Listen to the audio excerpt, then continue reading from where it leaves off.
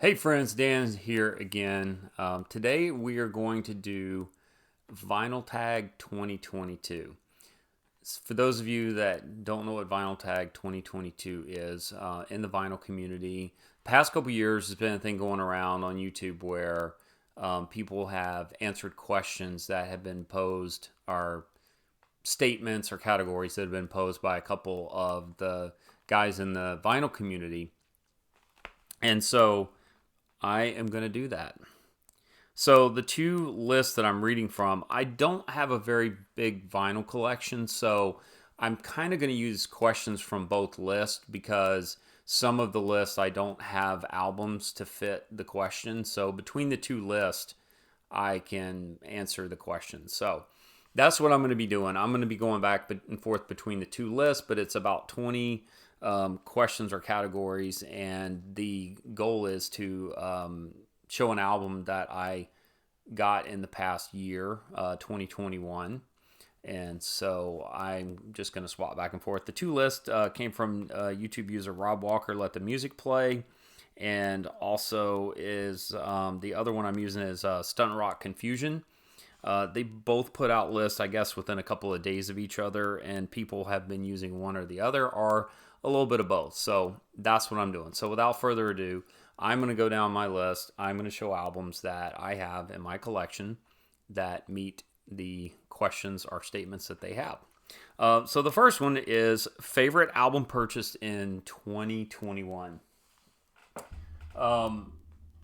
That's a challenge, but I think it's going to be this one. I have a lot of really great albums that I got this past year, and like I said, I don't have a huge collection. I'm really just starting to get back into it from many years ago.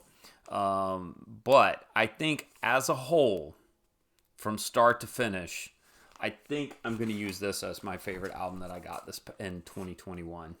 Def Leppard's Hysteria. I have always said that album is probably one of the best rock albums of the 80s, and I stand behind that. I think cover to cover, that it's fantastic. The production on it is amazing. I mean, Mutt Lange, say what you will about the guy, but holy moly, the production on that album is just amazing. The sound, the depth to it, and so many good songs in the album. So I'm going to say that's my favorite album that I got this year. All right. Album by the first person you saw live. This one was a little tricky. I decided to go because I think growing up I had seen a few things here and there as a kid.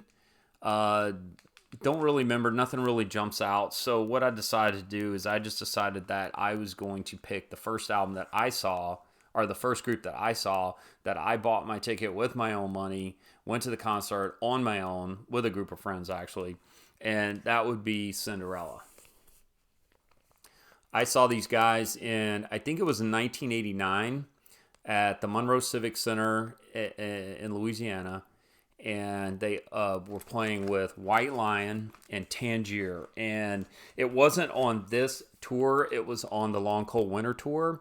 And White Lion was touring for, I think it was for Big Game, because Radar Love had just come out as a big hit. And I am a huge White Lion fan. I love White Lion and Cinderella both. I love both those guys, groups, and just a freaking awesome concert. That was a great concert. So went with a couple friends. We had a great time. So there you go.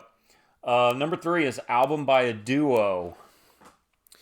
I picked this one because this is an album that I picked up right at the end of the year. It was one of those albums that Walmart put out as a Black Friday deal. I didn't get the Black Friday price. I think they were selling it for $15, but I got it shortly after. This is Hall & Oates, Rock and Soul Part 1. And this is, it's like a greatest hits. This is a reissue. It was a greatest hits album of theirs. And it's a good album. It's got a lot of good songs on it. My favorite song by them is Sarah Smile. So it's got that. It's got She's Gone, Rich Girl, Kiss on My List, You Make My Dreams Come True, Private Eyes, I Can't Go For That. I mean, a lot of really good songs on it. So anyway, there's your album by a duo. All right. So this list says album in the shrink. I do have an album in the shrink. I only have one, and that I'll show you that album later. So I switched over to the other list for number 4. Show a cheapo record that you got in 2021. And I did one of my videos earlier. I talked about this one, but I went to a record store and I got this one. This is Herb Alpert and the Tijuana Brass. The Beat of the Brass. I got this record for $1. I actually got 3 of them for $1. 3 Herb Alpert records, and I'm a big Herb Alpert fan, and so 3 of them for $1 each.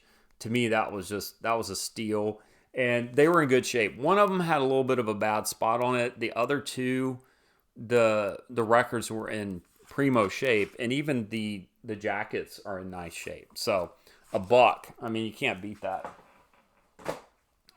That's the one good thing about liking music that is not super popular. You can get some good deals like that. Plus, Herb Alpert, they flooded the market with Herb Alpert records back in the day, so there are a lot of them out there.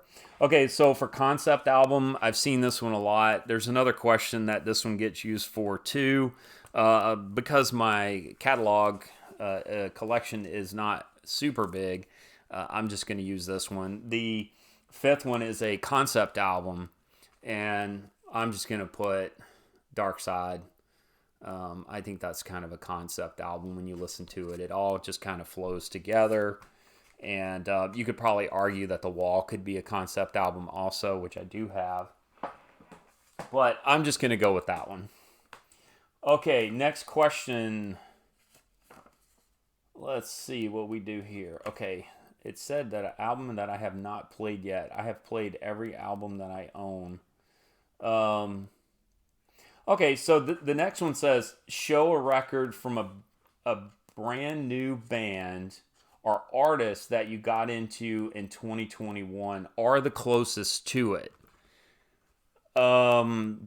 I haven't gotten into, I don't have records from any bands that I've gotten into recently, and there's probably a few bands out there that I've started or liked recently, but I don't have albums for them. So probably the newest band that I have in my collection, and these guys aren't even really new anymore, but probably the youngest band or newest band is probably the Killers. And this is Imploding the Mirage. This is their album that came out. They just released, toward the end of the year, they released another album. But this is their second to last album. I love this album. I really, really like this album. It's a great album. So, yeah, so the Killers is probably the newest band that I actually have a record of. So that kind of fits that question. All right, what else we got? Let's see. Artists that you've discovered in 2021. One of the things that I have been doing and kind of my pursuit getting into records is I'm trying to get into dig deeper into jazz music. And so I have probably bought more instrumental and jazz music this year or last year than really anything, because I'm really, really starting to dig deeper into that. I think it's a good medium for it. I really like getting jazz on vinyl. I think it's a great medium. So anyway, new artists that I have discovered. Chet Baker. So this is Chet Baker in New York. This one was done by Craft Recordings. It's a really, really nice sounding record. Really well done. Just a nice, really nice album. mastered by Kevin Gray. I really, really like Chet Baker. I've started getting into, and you're going to see another record featuring him later in my list, but just really found out about him this year, and I'm really enjoying him. He's a trumpet player, so really good stuff there.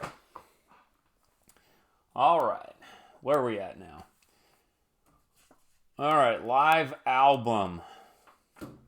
I actually mentioned this album in another video that I did. This is Eagles Live at the Forum. And this one just happens to be the Walmart version. It's their exclusive. Only thing that makes it exclusive is they put this little silly little tour laminate in there. Otherwise, this is the same album that you would buy anywhere else. If you go look on Amazon or wherever, this is the same exact album. It's a excellent live album, in my opinion. It's a nice 180 gram heavyweight double LP gatefold jacket. It's got pictures, and it's cool because I talked about this in one of my other videos. On the second side, which would be the D side, there is no D side. It's basically only three sides. You got an A, B, and a C. So on the second side is just an etching of the cover of Hotel California. And so that's kind of cool. You don't see a ton of records like that. And this recording is actually from right before they released Hotel California.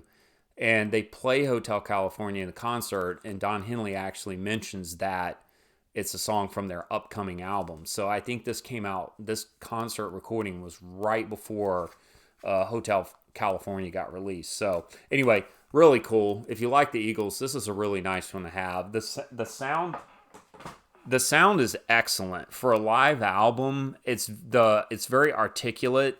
You can hear all of the instruments, and it just has a really, really good sound. So I like it a lot. Okay, so album from a different continent. I don't really have anything that would fit that description. Probably, I guess I could show an AC/DC album. I mean, technically they're from a different continent, but I decided to switch over to the other list. It says, show a record you got in the past year from a style or genre you're finally starting to fully embrace or at least seriously investigate. That would be, like I mentioned with the Chet Baker album, that would be jazz. I have spent a lot of time in the past year really, really getting into jazz and researching new artists in the jazz world. I've always liked instrumental music. I always liked, too, the smooth jazz kind of style, more modern stuff, like Foreplay, Earl Klug, George Benson, the Rippingtons, just that kind of stuff, newer type stuff. And so I'm getting deeper into kind of the roots of that jazz, more traditional. So because of that, Dave Brubeck, this album, Time Out. This album it's the number one or number two best-selling jazz album of all time.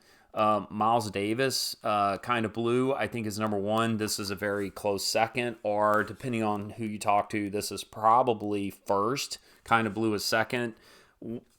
Clearly one of the most popular albums. This one is a Analog Productions version that they remastered and re-released. And this album sounds amazing. Sounds so good. The soundstage on it's very wide, all the instruments are just really clear, and it's a quiet record. The music is fantastic, obviously, but just Analog Productions did a really, really good job on this one. I think this might be a Bernie Grundman master. I have to look. Yeah, it is. It's a Bernie Grundman master. So, I mean, anything he does is pretty much fantastic. So, there we go.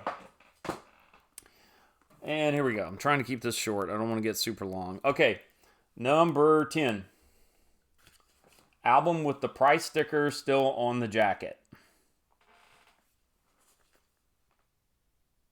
And then the other option is show your favorite or coolest cover. Okay, so I'm kind of going to cheat a little bit. This is an album that I didn't buy last year. This is an album that actually belonged to my dad, but I think it's super cool, so I'm going to show it because it falls into the category of an album with the price sticker still on the jacket. I do have one that I'll show for the other one. This is Johnny Cash at Folsom Prison, and this is an album that belonged to my dad. And not only does it still have the original shrink wrap on it, and it's got the Sears stereo sticker on it, but it does have the price sticker on it, $369 for this album. So this is Johnny Cash at Folsom. Old version of it. I don't know what version. I haven't really checked to see which version this is, but this was bought probably sometime around when it first came out. I don't know if it's an absolute original. Might have been a second run or second pressing or whatever. I don't know. I probably should do a little research on it. But anyway, I mean, it's just a classic album, and it's cool because it still has the price on it and all that. Most of my records, I take the wrap off of them.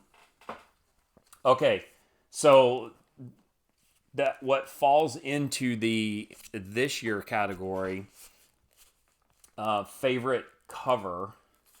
This is an album that I actually bought this year, and I mentioned Chet Baker earlier, and I said you'd see him again. So this would be favorite album cover that I bought this year. Chet Baker and Art Pepper, Playboys. I just think this is just a fun album cover. It's kind of a throwback to that pinup style art, which I'm a big fan of, and so this is probably, I think, the most fun album cover I got this year. I really like it. This is a great album also. Really, really enjoying that one. Okay, moving along. Show a record from a band from your youth that you finally got on vinyl. And I would say that this would be it. Guns N' Roses, Appetite for Destruction. I mean, man, when this album came out, it just blew everybody away. I think I was in high school when this came out. I think that's right, yeah. I was in high school when this came out, and I remember when this album came out. Holy moly, man. It's still a great album. I love it. So, there you go. Let's see what we got here. A box set. Now, this one is one that I did a video on a while back. I don't really have any box sets per se, so I'm going to use this as my box set. I didn't get it this year, but that's okay because it's super cool. This is one that belonged to my dad. Again, this is a Pops Festival, and I did a whole video on this thing because it just was so cool. But it has 10 albums in it. They're tabbed, they're indexed, and it's just really, really, really cool. And it's Arthur Fiedler and the Boston Pops, and it's got a ton of music on it. So I just think it's worth sharing. So I didn't get it this year, but that's going to be my filler for that question. All right, next list. Show a record that you love, but that you haven't given much love as of late. Alrighty. Jason Isbell and the 400 Unit, the Nashville Sound. You can see I have my concert ticket stub stuck down in here. Back in my CD days, I used to do that whenever I would go to a concert. I would keep this ticket stub and I would shove it in the CD jewel case. So I said, why the heck not? I'm going to do that in my album cover. So anyway, Jason Isbell and 400 Unit. I absolutely love Jason Isbell and everything he does. Saw them back at the end of the year last year. Great concert. I mean, he is just, you can't say enough good stuff about him. I loved him when he was with the Drive-By Truckers. His solo stuff is just amazing. His stuff with the 400 Unit is amazing. And I absolutely love him, but I just haven't listened to this album recently. And I think part of it is just because I've been listening to a lot of my new jazz albums. So, but that album is, the Nashville Sound is just absolutely fantastic album. So if you haven't listened to Jason Isbell, man, you've got to get out there and listen to his stuff because he is just an amazing songwriter. Let's see what we got here. We're on number 14. Jazz album. This works out well for me because I got a lot of jazz stuff in 21. Duke Ellington Jazz Party in Stereo. This is another Analog Productions album. They did this one. It's a gatefold, stout and tip-on jacket, 180 gram. It's got the old school Columbia 6i label on there. This album sounds amazing. My wife and I sat down and listened to it over the holidays. Actually, this was a present from my wife, and we sat down and listened to it over the holidays, and this sounds so good. You feel like you're in the studio with them. I can't express how good this album sounds enough, okay? If you like jazz music, get this album. It's fantastic. It's Duke Ellington. It's got Dizzy Gillespie, Johnny Hodges, Jimmy Rushing, and Jimmy Jones. It's a fantastic album. All right, moving along. I'm already getting long. I'm getting longer than I wanted to be, but we're getting there. Best of album. Another gift that I got this year, or should I say last year, 2021. Very best of ELO. I'm a huge ELO fan, and this is another one that the wife picked up for me. It happens to be one of those Walmart colored records, which is absolutely fine with me. I like them. I have no problem with the colored records. There are a lot of people that feel like they don't sound as good. But I'll tell you, I have the Metallica, the Walmart Metallica limited edition colored albums that they put out, and they were pressed from the same remaster that they were pressing their regular remasters, and they sound awesome. So they just pressed them in different colors. So I don't have a problem with the colored albums. I don't necessarily go seek them out, but if there's an album that I'm interested in, it's a colored album, that's fine. They're cool. Okay, album with at least 8 people on the jacket. I'm cheating again. This is not one I got last year, but like I said, I don't have a huge collection, and this is probably the only one that I have that fits that bill. This is another one of my dad's old records. So part of it too is I just kind of want to share some of these old albums that I have. This is Danny Davis and the Nashville Brass. The whole crew on the album, so that checks off the more than 8 people on the cover. This is just a good instrumental album with the brass, the horns. I like that sound. I like the Herb Alpert. I like the Danny Davis. I like Burt Kaempfert. I like all of those types of artists. Had a little bit of a... All right. Best of 8 people on the soundtrack. We're almost done. Soundtrack. When I was in high school, a couple of buddies of mine went and saw the movie The Highlander. Loved the movie. To this day, still love the movie. I've probably watched it 50 times.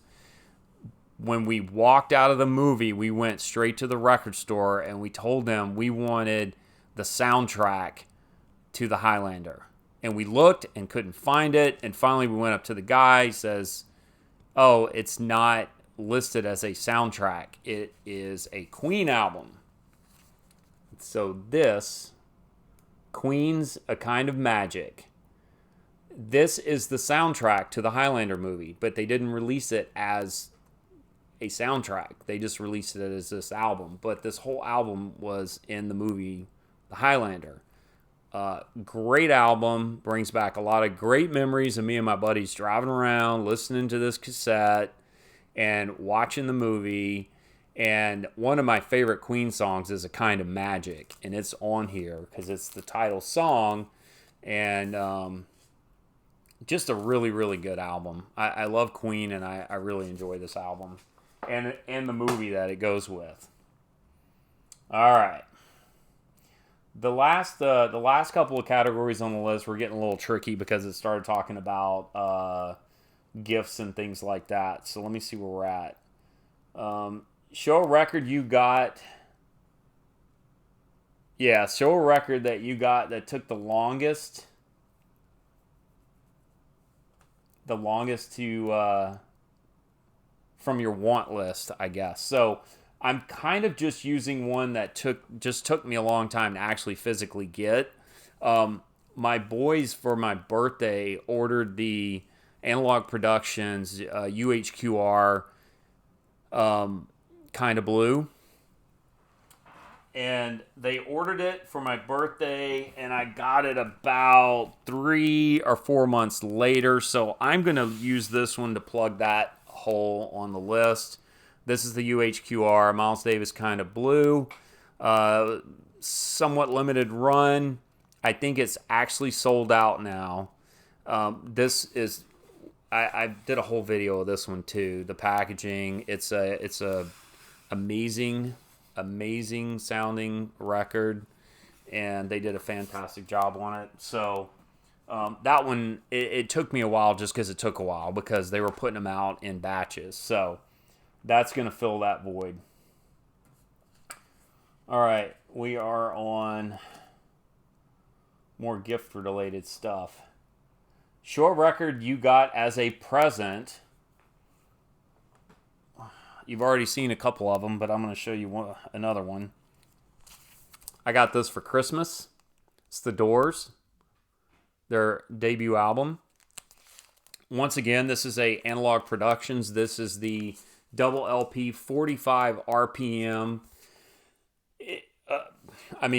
It's an Analog Productions album. It sounds fantastic. It's super quiet. I mean, that's all you need to say about it.